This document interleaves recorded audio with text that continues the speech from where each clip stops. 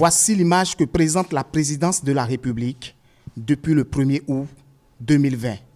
Intérieur et extérieur complètement rénovés, des infrastructures ultramodernes respectant les normes en la matière. Une présidence qui fait peau neuve, impressionnant des citoyens rencontrés. J'apprécie bien les infrastructures, tout ce que fait le président Talon. Parce que à chacun son niveau de compréhension.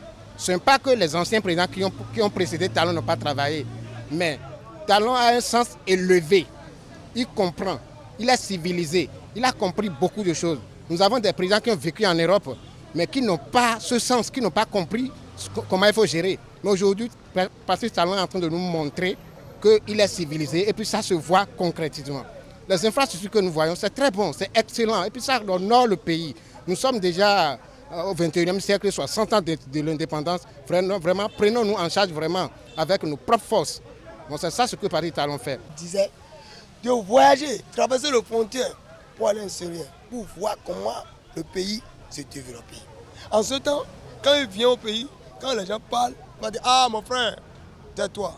Le président, ce n'est pas une chose qu'on met ici, on construit ici, on construit la maison. Non. C'est maintenant que le Patrice Talon a continué de construire une bonne maison aux présences. Et maintenant, quand on fait ça, si les autres aussi venaient au pays, on va dire « Ah ». Donc, on sait que le pays aussi change. Et notre présence a changé la vision. C'est une bonne chose pour nous, les Béninois. Parce que ce qu'on appelle présidence, c'est un endroit qui devait être en sécurité. Parce que nous parlons de la République qui donne la liberté à tout le monde de rentrer n'importe où. Ça veut dire que notre président n'est pas en sécurité. Aujourd'hui, au moins, on voit qu'effectivement, le président qui est là, il a voyagé, il connaît la qualité.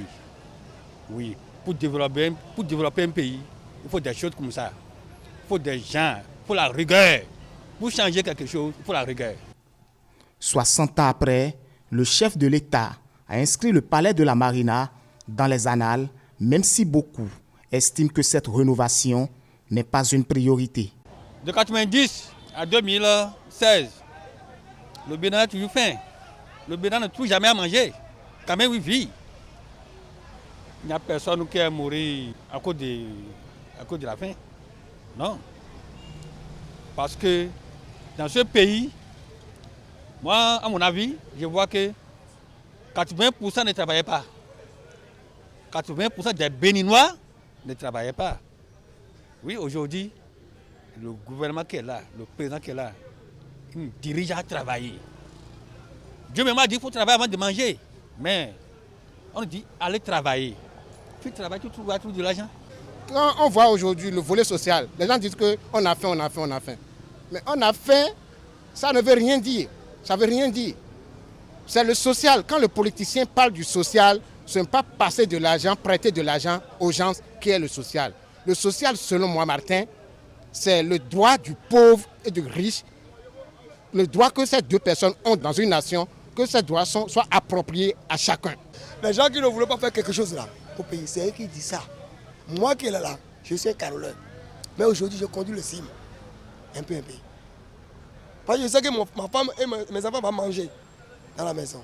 Donc, si le talent vient, le talent ne va pas venir prendre mon service dans ma main.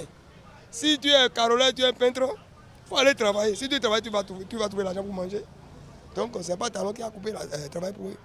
Donc, les gens qui disent ça, laissez-le. Rénovation du palais de la Marina, l'autre priorité du gouvernement Talon, qui s'est concrétisée sans tambour ni trompette.